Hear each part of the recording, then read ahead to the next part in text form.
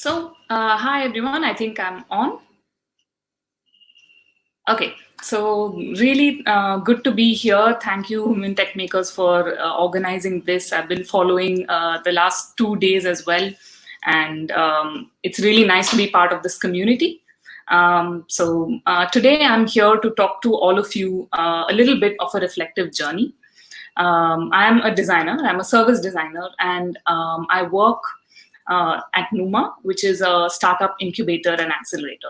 So what this means is that I have done a lot of work in terms of design thinking, working with people, building products that are user-centered. And somehow this journey has taken me to a place where I can share this with budding entrepreneurs to help them to also frame their problems, their startups, even their business side of the design well. And today I want to actually take you through how this journey has been for me and what I've learned from it. And hopefully, I think a lot of you will also be able to resonate with this because I think all of us have, faced fails, gains, ups and downs, and it's all about going with the flow. I think it's very important to talk about fails because usually it's the successes that are celebrated and the fails forgotten. In my journey, I've seen that many of the most interesting moments or stepping stones were due to some things that I failed or that something else failed me, but it really opened doors to new avenues. So before I actually start on this journey, to talk to you a little bit about the design process, because design is the red thread that goes around in my story. So I started off as an industrial designer, which is actually designing physical products. And design is all about finding a problem, understanding who the user is, what are the problems they are facing, and then build something. But it doesn't stop just there. Building, testing, measuring, learning. This is a cyclic process. And the design mindset is all about actually using this cyclic process to keep getting better and better at what you can deliver. In design thinking language, this can be visualized as a very simple double diamond, which I'm sure many of you know.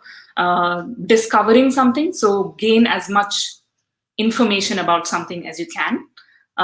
Go deeper, define it further, define the problem, define the kind of solution you want, and then spend some time developing it further.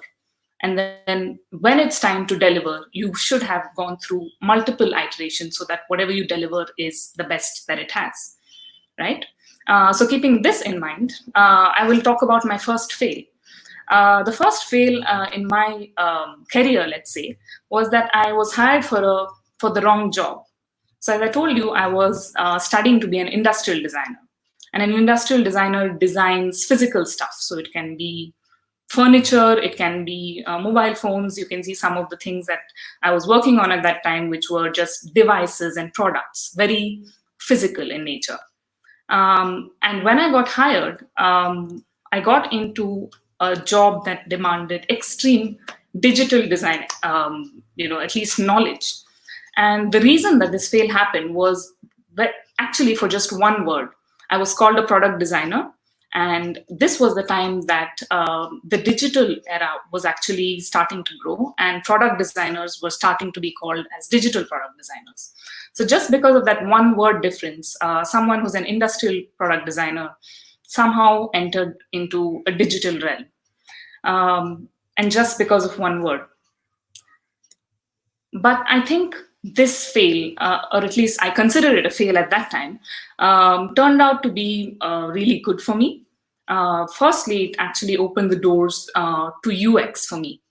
UX is so important. You can see that the same principles of design, of the problem-solving mindset, can be applied anywhere, even if it is a screen, if it is any other digital interface.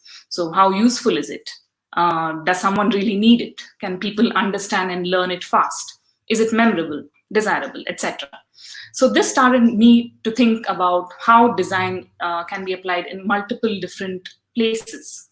I learned about how it is to actually not start right with the idea, but also get into a project right in the middle and test it out so that it can be made better. So I actually joined something in the middle of the iterative process. um, I really learned the true meaning of learning by doing, because I was actually picked up from somewhere and put into something that I believed I didn't have any expertise in. So it was learning on the job. There's no time to really ask. There's no time to figure it out, but to just learn, do, test, and learn. Of course, this comes to adapting to new challenges. This way you understand what are the things that you know, what you don't know, what you need to learn. And the best, I would say, the galore that the gain that I got from this was finding a very strong woman mentor. And I think it's very important at this point because, of course, I've had many women mentors before in my life. But this is something in a professional environment where someone shows you how different it can be for women to be in an industry, especially not known as in digital, for example. But this person actually taught me that even though she wasn't a designer, about soft skills, about how you need to empathize with people, how you need to understand the different, strategies that actually end up making the work that you do. And this was the first person who actually gave me the confidence to explore something that I thought I knew nothing of. And so the stepping stone from this was that I realized that the physical product design that I liked, I also could be merged with something digital, and the possibilities that it opened up into interaction design. So I started working as an interaction designer, creating installations, interactive installations, etc. But then very soon after that came my second fail. What happened was that even though I was very interested in what I was doing, I started learning and hearing about service design or business design. And I basically jumped again into something that was unusual territory. On the side, you can see this image of T-shaped people. And at this time, this was the rage. People wanted T-shaped people, who have specialty in one thing and generally good at everything else. And the fail for me there was that I was doing neither of them. I wasn't focusing on one thing, or I wasn't generally doing a lot of things. So definitely far away from the T-shaped personality that everyone wanted. But again, you have knowledge. The gains that I got from this, I decided to go and study. And I started learning all about how design is not just one person designing, but how it involves a lot of people. It involves community. I learned about how the best designers, or even people in any kind of team, the design happens when you collaborate, right? How you collaborate, how you put thoughts together. I learned all about how you go about interviews, talking to people, understanding their needs, desires, reading between the lines, etc. And of course, participatory design and facilitation. So I say knowledge here because at this time, it was only information in my ear, just knowledge. I knew what it was. I didn't have any practical knowledge. And so my fail 3, and this is a big one, is that after learning about all of this in theory, I realized that design is actually a very social practice. And for an introvert myself, or at least I had been until and still am, but I was a known introvert. So for me, it was like, okay, I need to meet people. I need to talk to people, collaborate. All of this is happening together, where you have to talk, you have to speak about everything that you know. You have to share knowledge as well as camaraderie between the team. And so it seemed like a big fail for me. And at that point, I was like, okay, for someone who was very happy doing industrial product design, which is a one-person job where you can sit, do the craft yourself.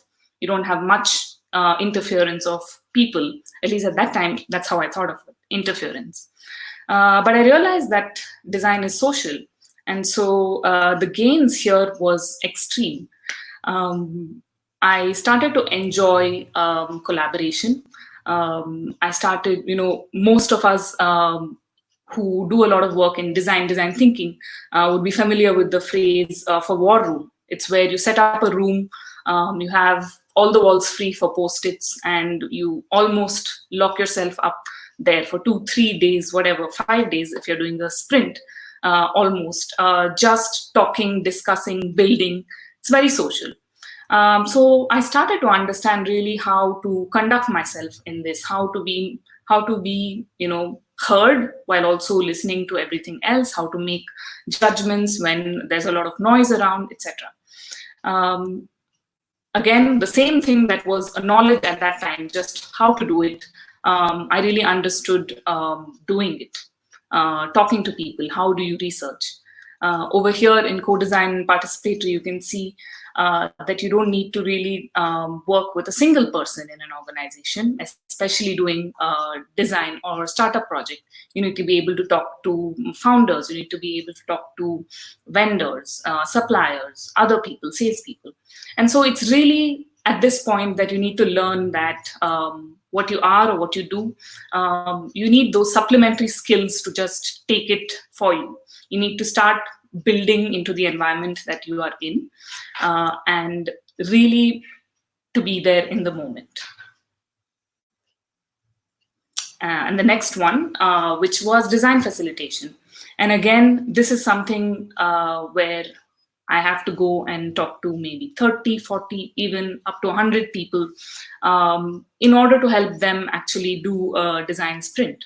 And again, this is not quite easy because you know how much confusion it can be. There's high energy, people brimming with ideas, and then you have to be able to come out with good deliverables by the end of it. Make sure everyone is on the same page at the same time. So this really actually put me to the next step of design, not only by myself, but enabling other people, enabling people with different skill sets. You put together someone in a startup where they have very completely different skill sets. There's someone who is really good at illustration, for example, illustration, graphic design, and then someone else has a very sharp business mind. How do these two people work together? How do they share their knowledge so that they can make an output that's interesting for both of them and for the end user? So these are the kind of interpersonal skills, I would say, that from being an introvert, from being happy to in designing something by oneself, the realization that when you want to create something good, when you want to create something that's good for everyone, you really need to build a community around it. You really need to be making a lot of people happy with whatever you are creating. And then, of course, not to mention, in this journey, I really met so many great women mentors. And I don't know whether it's a coincidence or not. I have worked generally with having a woman boss, including now. And these are the kind of stages that I really, respect. I really understand what it means to hold each other's hands in this sense. When you come into leadership, or when you need to even say do design facilitation, in my line of job, I talk to a lot of different kind of people, men, children, elderly people. So it can be anyone, but you know that there's a different way you need to conduct yourselves among different people, and still have that unique person, what you are. You don't have to change yourself for someone else. And so the women mentors that I had, actually, I just found someone who was doing something great, whether it was in design, whether it was in management, whether it was in anything, in a craft, and just tried to emulate them. Just try to say, they are doing this, they have this well, what habits of this can I incorporate in myself? And I think this has been something very detrimental in the work that I do, in moving from very enclosed space to actually advocating design. If you remember, the first fail that happened to me was actually due to a misunderstanding of a little simple term. And it hasn't changed much even now, because there are so many different kinds of design that people often don't know what it is. There's a fashion designer, product designer, service designers. I'm pretty sure is very few people there to do that, and so it's I would say a career that needs advocacy. It needs more people to understand what good it is. It needs a bigger community, and I'm happy now that actually there is quite a bit of people following this. It's become mainstream, but it is because of a lot of people before me, I think, who actually took steps like this, took people under their wing to mentor and to actually bring this out in me as well. And so my next stepping stone because of this journey was that I started working in a startup environment. So of course, I didn't become an entrepreneur myself, but joining this world has really taken my practice to another level. And I'll explain why. So in the beginning, when we spoke about the design process of design being a process where you linearly go from discover something, discover information about a project, define what it's going to be, develop and deliver. These are all design or design thinking terms. And then when you go into the startup ecosystem, one of the many famous terms, of course, here is the lean startup. So this is combining something that we know, combining the empathy, the desirability, feasibility that design talks about, and combining it with the lean startup methodology, which is really being agile, right? You build something quick, you measure it, you learn it, go to your users, test it with them, again, rebuild what they did, and actually put these two together. So while working for startups, this is what actually happens when someone is in the beginning of an idea, or when someone has already built something. How do they go to the next step? Do they think of their business? Do they think of making the product itself better, the usability of it? Do they have to do the usability test? Do they have to figure out whether the business is viable? And this is how the process actually of jumping from not being a T-shaped personality, being a generalist, being a specialist, actually helps in being in a startup environment, because you're adaptive. You know that when your product or a feature fails, you can go ahead and build it because of the information that you have had before. And to conclude, this is the best way. The best way to treat obstacles is to use them as your stepping stones. I've laughed at them for sure. Laugh at the mistakes that you make, tread on them, and then definitely it will lead to something better. And I wanted to share this with all of you, mainly because, a lot of us tend to think of, maybe I did something wrong, maybe this is not the right move for my career. Would I have, should I have pursued something else, a talent maybe? And all of this is legit. I think there's no way to answer it. But if you are able to turn your obstacle that's in front of you into something productive, then I think that's what makes you stronger. And that's what actually keeps you going in whatever career you choose. So I seem to be done early. If there are any questions, I'd be happy to answer.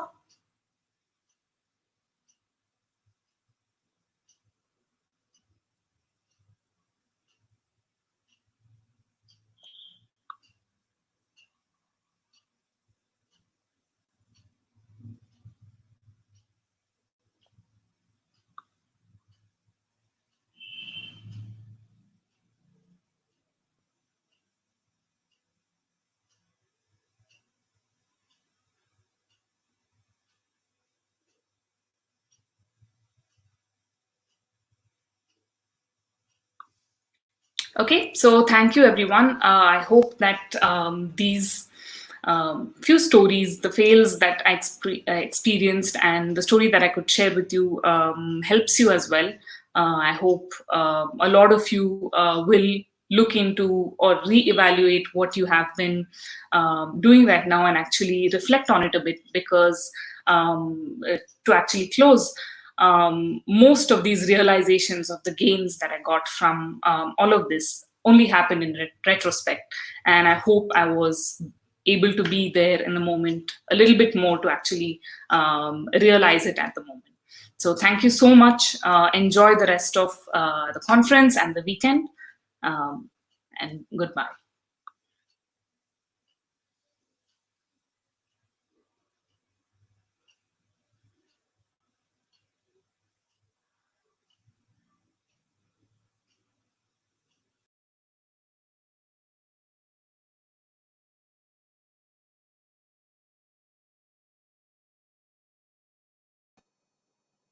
Thank you, Nitya. That was an amazing session, I believe. Somebody who would want to become a designer, I'm sure your journey would have been helpful. And we very much understand the value of the women mentors played in your journey. And I'm sure if somebody is trying to pick up a design, I would try sharing this talk with them. Next, we have Arshia and Anjali to engage us with the icebreaker sessions. And they are from Women Tech Makers Jaipur and Cochin. Over to you.